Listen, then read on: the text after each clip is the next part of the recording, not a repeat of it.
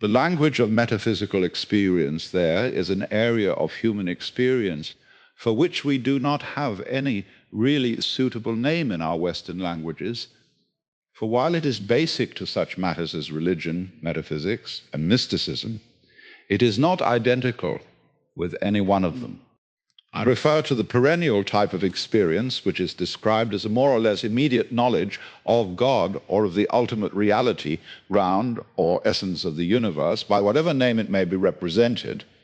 One according to the ancient spiritual traditions of both Europe and Asia, which include ways of life and thought as widely different as Buddhism and Catholicism. This experience is the supreme fulfillment of human life, the goal, the final end toward which human existence is ordered. To modern according, however, logical philosophy, scientific empiricism, logical positivism, and the like statements of this kind are simply meaningless. While it is admitted that there may be interesting and delightful experiences of the mystical type, logical philosophy finds it altogether illegitimate to regard them as containing any knowledge of a metaphysical character, as constituting an experience of ultimate reality or the absolute. This critique is based not so much upon a psychological analysis of the experience itself as upon purely logical analysis of such universal concepts as God, ultimate reality, absolute being, and the like, all of which are shown to be terms without meaning. It is not the purpose of this paper to describe the steps of this critique in any detail, since it should be familiar enough to every student of modern philosophy, and since there seems no need to take issue with the logical argument itself. The starting point of this paper is one which, perversely it may seem, regards the basic argument of modern logical philosophy as a highly important contribution to metaphysical thought, enabling us to evaluate the true character and function of metaphysical terms and symbols far less confusedly than has hitherto been possible.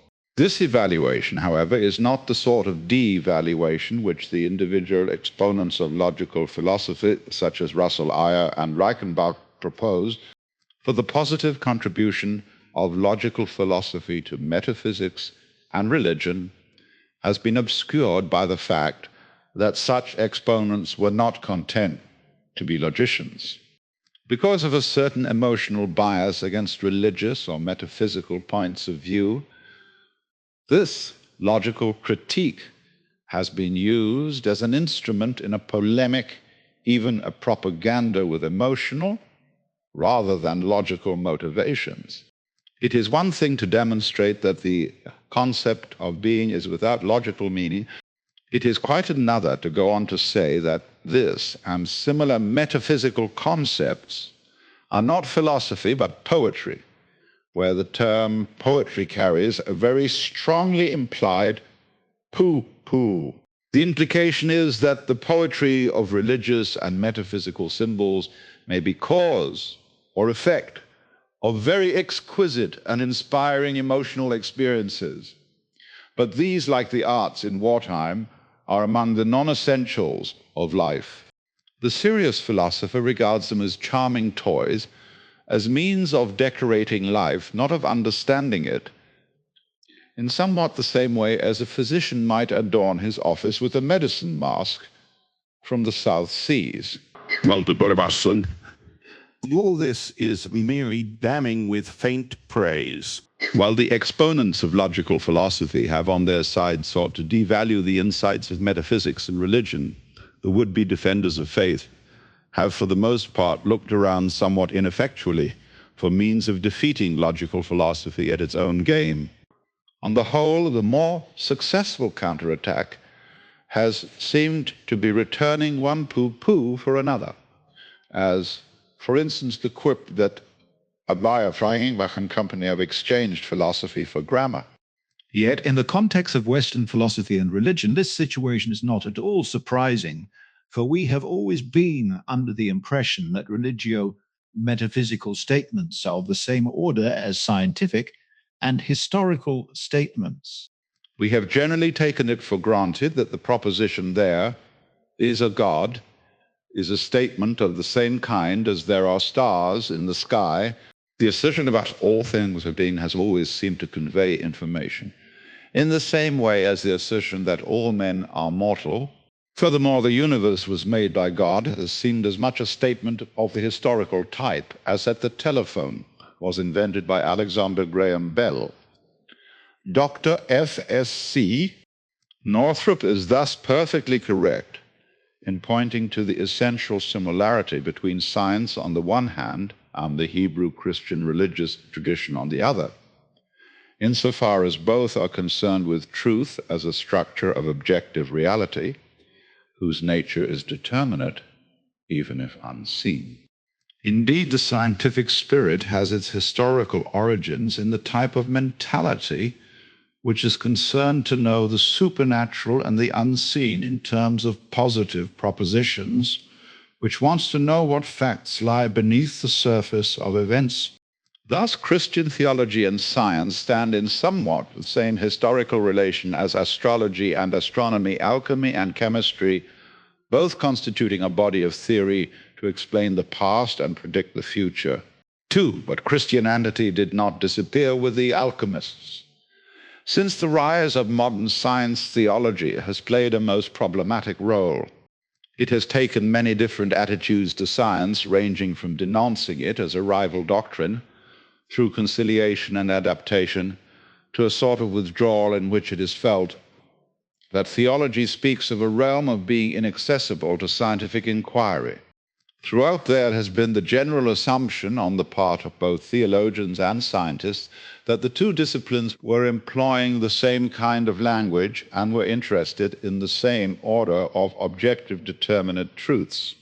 Indeed, when some theologians speak of God as having an objective supernatural reality independent of our minds and of the sensible world, it is impossible to see how their language differs from that of science. For it appears that God is some specific thing or fact, an objective existence, supernatural in the sense that he or it is imperceptible within the waveband of our sense organs and scientific instruments. Logical philosophy can make any positive contribution. Where this confusion between the nature of religious or metaphysical statements on the one hand and scientific or historical statements on the other remains unclarified. It will, of course, be difficult indeed to see how to modern metaphysics, in a theological system where God plays the part of a scientific hypothesis that is a means of explaining and predicting the course of events, it is easy enough to show that the hypothesis adds nothing to our knowledge. One does not explain what happens by saying that God wills it. For if everything that happens is by divine intention or permission, the will of God becomes merely another name for everything that happens. Upon logical analysis, the statement, everything is the will of God, turns out to be the tautology, everything is everything. To cut a long story short, thus far, the contribution of logical philosophy to metaphysics has been entirely negative.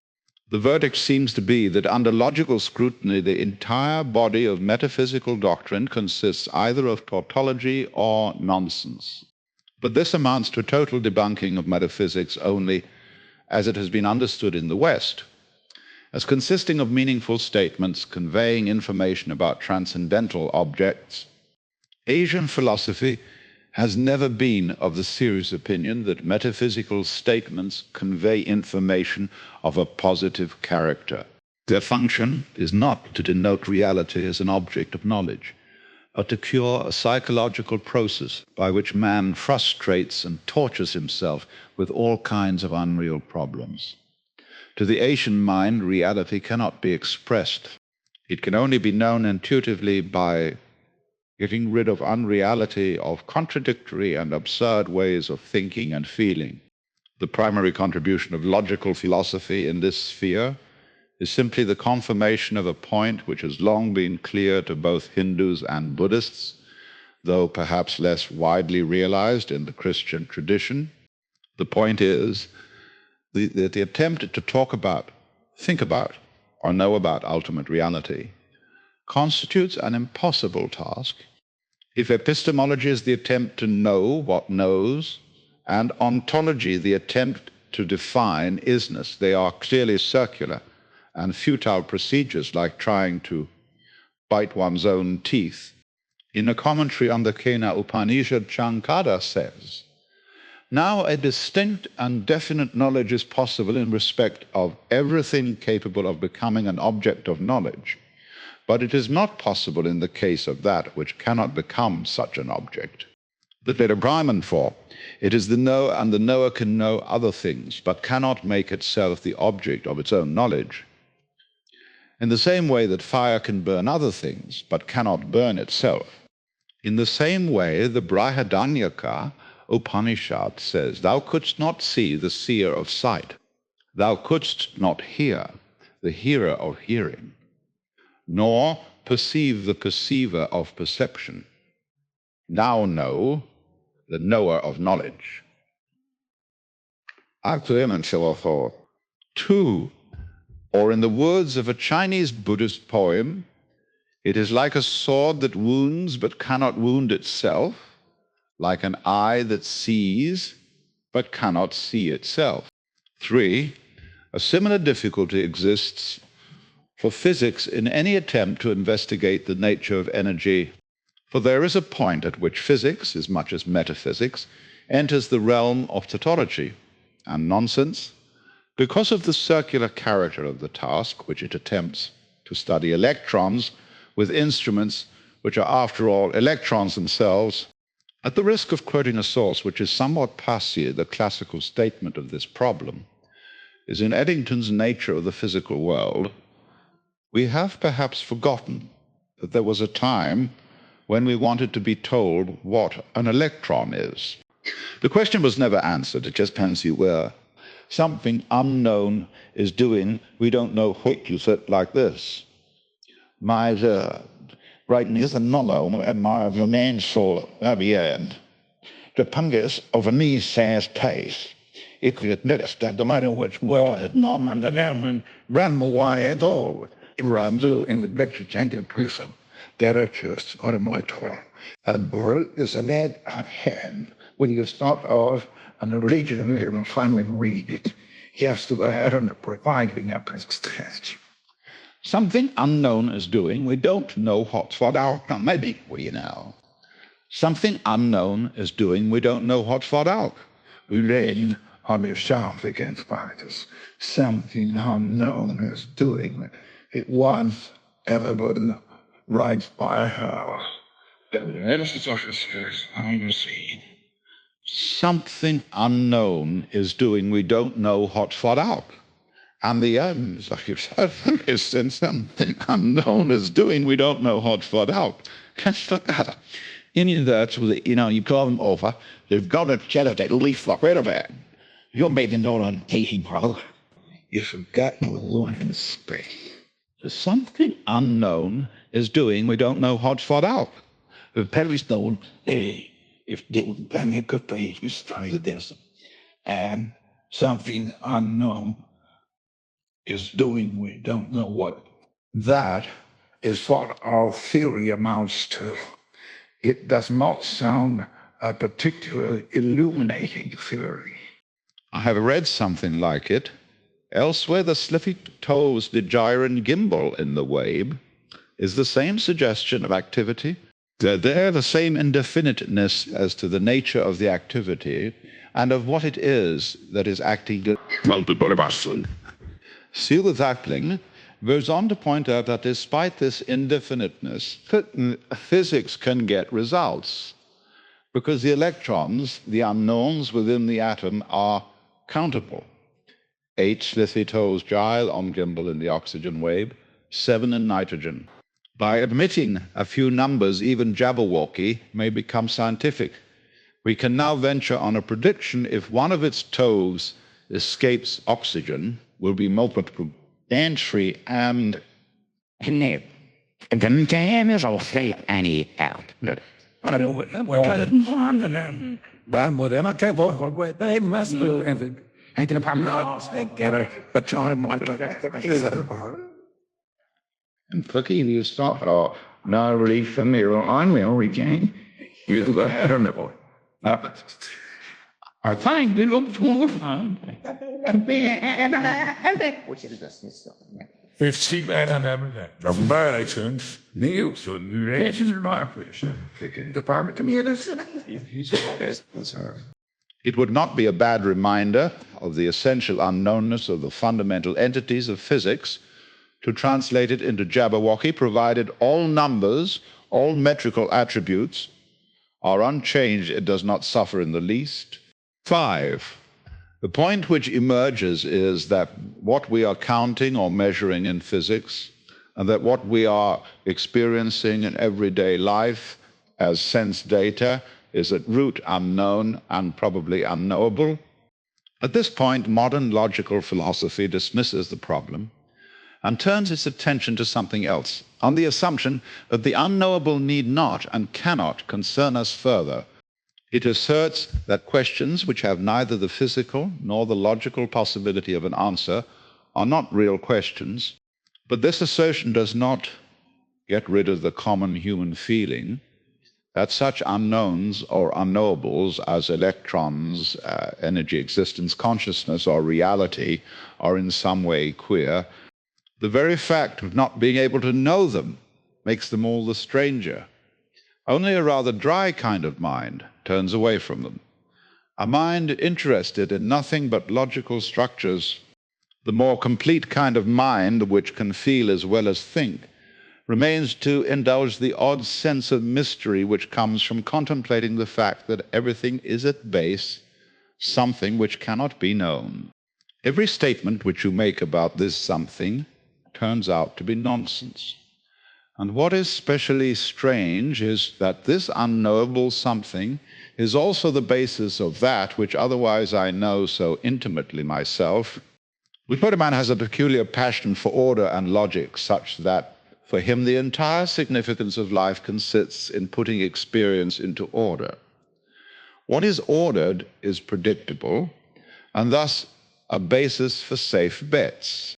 We tend to show a psychological resistance to areas of life and experience where logic, definition, and order, that is knowledge in our sense, are inapplicable.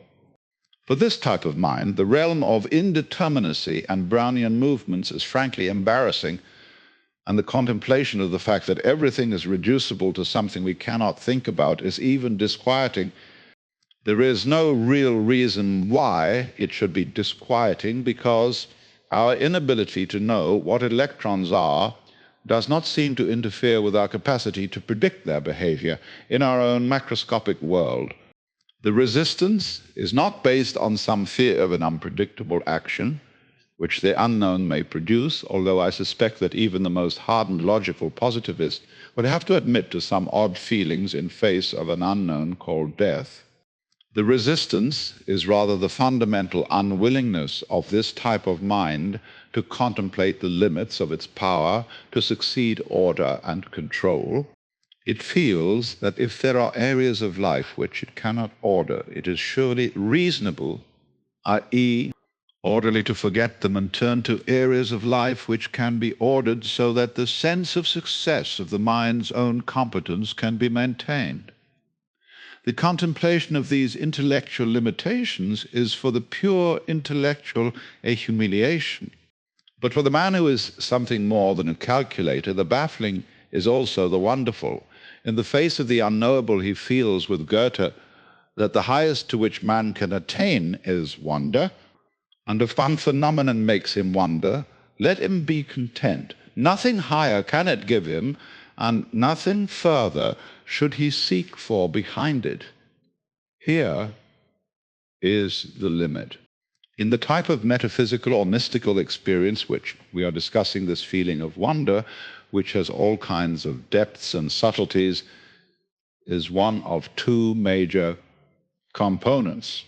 The other is a feeling of liberation, the Hindu moksha, which attends the realization that an immense amount of human activity is directed to the solution of unreal and purely fantastic problems, to the attainment of goals which we do not actually desire.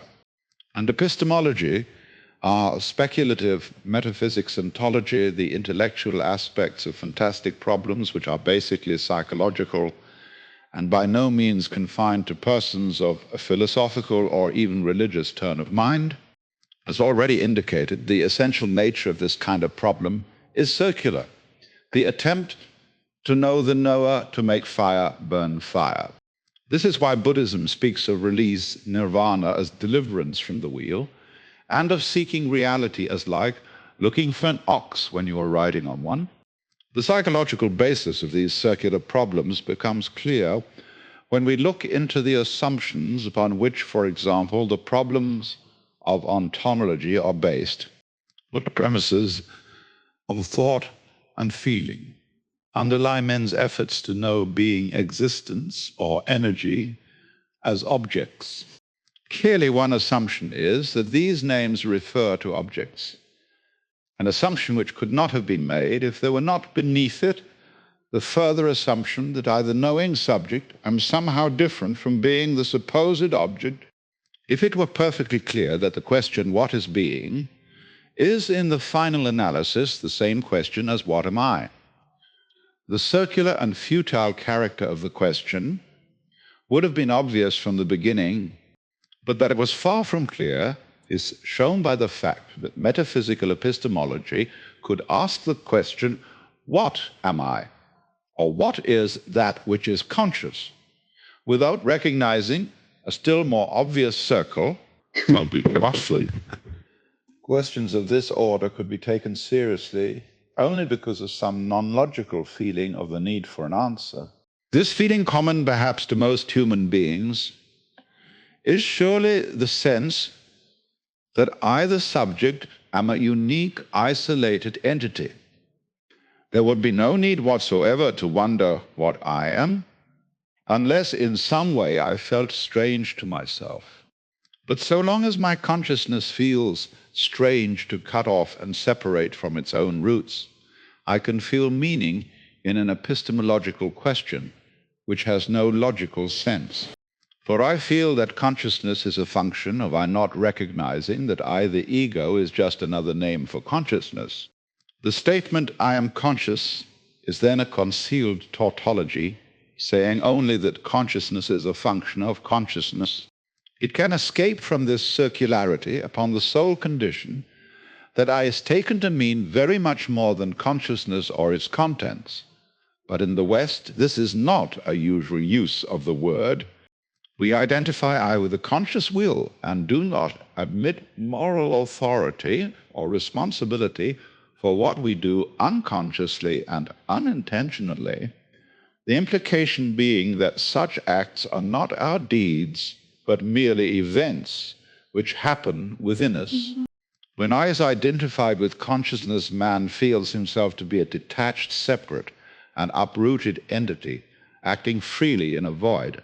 This uprooted feeling is doubtless responsible for the psychological insecurity of Western man and his passion for imposing the values of order and logic upon the whole of his experience. Yet, while it is obviously absurd to say that consciousness is a function of consciousness, there seems to be no means of knowing that, of which consciousness is a function. That which knows, and which psychologists call somewhat paradoxically the unconscious, is never the object of its own knowledge. Now, consciousness, the ego feels uprooted so long as it avoids and refuses to accept the fact that it does not and cannot know its own base or ground. But when this is recognized, the consciousness feels connected, rooted even though it does not know to what it is connected, in what it is rooted. So long as it retains delusions of self-sufficiency, omnicompetence, and individual free will, it ignores the unknown on which it rests. By the familiar law of revealed effort, this refusal of the unknown brings the feeling of insecurity and in its train all the frustrating and impossible problems, all the vicious circles of human life, from the exalted nonsense of ontology down to the vulgar realms of power politics, where individuals play at being God, the hideous contrivances of the police, the 100% safe and ordered state for planning the planners and guarding the guards and investigating the investigators, are simply the political and social equivalents of the quests of speculative metaphysics. Both alike have their psychological origin in the reluctance of consciousness of the ego to face its own limits and to admit that the ground and essence of the known is the unknown. It does not matter very much whether you call this unknown Brahman or blah, though the latter term usually indicates the intention to forget it and the former to keep it in mind. Keeping it in mind, the law of reversed effort works in the other direction. I realize that my very substance, that which I am, is altogether beyond grasping or knowing. It is not a word which suggests that it means something. It is nonsense and no thing, which is why Mahayana Buddhism calls it tathata, of which a good translation might be dada anshunyata, the void, or indeterminate. Similarly, the Vedantins say tantam, that are thou, without ever giving a positive designation of what that is. The man who tries to know to grasp himself becomes insecure, just as one suffocates by holding one's breath. Conversely, the man who really knows that he cannot grasp himself gives up, relaxes, and is at ease, but he never really knows if he simply dismisses the problem and does not pause to wonder, to feel, and to become vividly aware of the real impossibility of self-knowledge. To the religious mentality of the modern West, this entirely negative approach to reality is almost incomprehensible, for it suggests only that the world is based on the shifting sands of nonsense and caprice. For those who equate sanity with order, this is a doctrine of pure despair. Yet little more than 500 years ago, a Catholic mystic was saying, of God, by love he may be gotten and holden, but by thought never. And that God must be known through unknowing, through mystical ignorance. 6, and the love of which he spoke was not emotion. It was the general state of mind which exists when a man, through the realization of its impossibility, is no longer trying to grasp himself to order everything and be dictator of the universe. In our own day, logical philosophy provides the same technique of negation, telling us that in every statement in which we think we have grasped or defined or merely designated reality, we have uttered only nonsense. When the tongue tries to put itself into words, the most that may be expected is a tongue twister. For this reason, the procedures of logical philosophy will only be disquieting to those theologians and metaphysicians who imagine that their definitions of the absolute actually define anything. But it was always perfectly clear to the philosophers of Hinduism and Buddhism and to some fewer Catholic mystics that words such as Brahman, Tathata, and God meant not something, but no thing. They indicated a void in knowledge somewhat, as a window is outlined by the frame. Yet logical philosophy pursues its criticism further and says that nonsense statements and exclamations of this order do not constitute philosophy because they contribute nothing to knowledge, by which they mean that they do not assist us to predict anything and offer no directions for human conduct. That is in part true, though it misses the very obvious point, that philosophy wisdom consists as much in its spaces as in its lines in recognizing what is not and cannot be known as. In the contrary, but we must go farther than this truism. Knowledge is more than know-how, and wisdom is more than predicting and ordering. Human life becomes a fantastic vicious circle when man tries to order and control the world and himself beyond certain limits. And these negative metaphysics at least convey the positive injunction to relax this excess of effort, thought with logic and conscious, but beyond this, they have a positive consequence, which is still more important. They integrate the indeterminate matrix, the nonsense which we find at the root of all things. The assumption that the task of philosophy, as of human life, is fulfilled only in predicting and ordering, and that the nonsensical has no value, rests upon a sort of philosophical schizophrenia. If man's work is entirely to go to war on chaos with logic to determine indeterminate, if the good is the logical and the evil the whimsical, the logic consciousness in the human brain is in conflict with the source of its own life and ability. We must never forget that the processes which form this brain are unconscious, and that beneath all the perceptible orders of the macroscopic world lies the indeterminate nonsense of the microscopic, the gyring and gimbling of a tove called energy, about which we know nothing. Ex nihilo omnia fiunt. But this nothing is a very strange thing. Logical philosophy does not seem to have faced the fact that nonsense terms, so far from being valueless, are essential to every system of thought. It would be quite impossible to construct a philosophy or a science which is a closed system rigorously defining every term which it employs. Gödel has given us a clear mathematical proof of the fact that no system can define its own axioms without self-contradiction. And since Hilbert, modern mathematics employs the point as an entirely undefined concept, just as the knife cuts other things but not itself, so thought uses tools which define but cannot be defined logical. Philosophy itself by no means escapes from this limitation. For example, when logical philosophy asserts that true meaning is a verifiable hypothesis, it must recognize that this very statement is meaningless if unverifiable. Similarly, when it insists that the only realities are those facts which are elicited in scientific observation, it must recognize that it cannot and does not answer the question, what is a fact? If we say that facts or things are the segments of experience symbolized by nouns, we are merely shifting the irreducible element of nonsense in our definition from fact to experience. Some basic nonsense is entirely unavoidable, and the attempt to construct a completely self-defining system of thought is a vicious circle of tautology. Language can hardly dispense with the word is, and yet the dictionary can only inform us that what is what exists, and that what exists is what is. If then it must be admitted that even one nonsense, meaningless or undefined term is necessary to all thought, we have already admitted the metaphysical principle that the basis or ground of all things is an indefinable or infinite nothing beyond sense, always escaping our comprehension and control.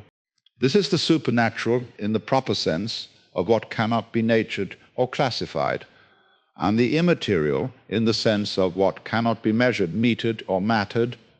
In all its fullness, this admission is precisely faith, the recognition that one must ultimately give in to a life source, a self beyond the ego, which lies beyond the definition of thought and the control of action.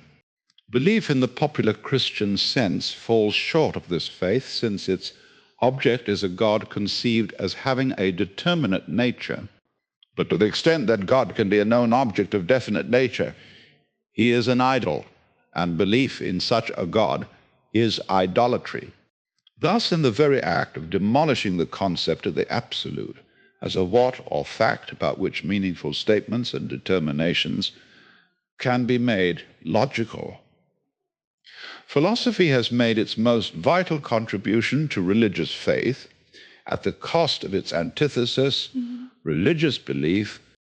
A wise man of old days says, if you strive after Buddhahood by any conscious contrivances, your Buddha is indeed the source of eternal transmigration. Taken the disuse of idols to its proper conclusion. In sum, then, the function of metaphysical statements in Hinduism and Buddhism is neither to convey positive information about an absolute, nor to indicate an experience in which this absolute becomes an object of knowledge. In the words of the Kena Upanishad, Brahman is unknown to those who know it, and is known to those who do not know it at all. This knowing of reality by unknowing is the psychological state of the man whose ego is no longer split or dissociated from its experiences, who no longer feels himself as an isolated embodiment of logic and consciousness, separate from the gyring and gimbling of the unknown. He is thus delivered from samsara, the wheel, the squirrel cage, psychology of all those human beings who everlastingly frustrate themselves with impossible tasks of knowing the knower, controlling the controller, and organizing the organizer, like Ouroboros, the mixed-up snake who dines off his own tail. 1. I have not simply equated this experience with mysticism, since the latter frequently contains symbolic and affective elements which are by no means essential to the order of experience I am discussing. 2. Of course, there are other interpretations of the proper functions of alchemy and astrology, representing their aims as utterly different from those of science. Deeply understood, neither alchemy nor astrology have to do with the prediction and control of future events, but are rather a symbolism of eternal events and the process of their realization in the present. 3. Zenrin Kushu, an anthology of Chinese poetry, employed in the study and practice of Zen Buddhism. 4. Eddington Sir, Arthur Stanley. Nature of the Physical World, London, 1935, 285. Ibid, 281. 6. Dom Justin McCann. Ed. London, 943. The doctrine of knowing God by unknowing agnosia derives from the 6th century Syrian metaphysician writing under the name of Dionysius the Areopagite, and in particular from his Theologia Mystica in Minius Petrologia Graeca Vol. 3. The translation of the latter work is included in Father McCann's edition of the former